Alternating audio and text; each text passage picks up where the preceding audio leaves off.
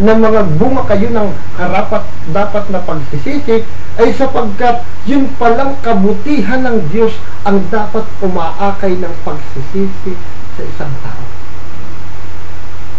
Yung kabutihan ng Diyos. Di po ba yun na sinasabi ng talata? Oo!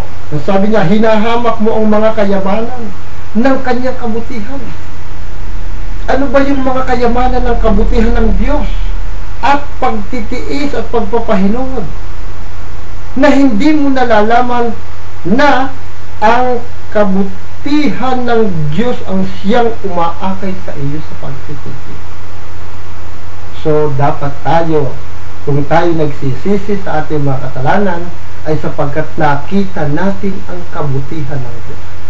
Ngunit kung tayo nagsisisi, kailanman hindi natin nakikita ang kabutihan ng Diyos, yan po isang huwad na pagsisisi. Sapagkat ang pagsisisi, dapat ay inaakay tayo ng kabutihan ng Diyos upang magsisisi.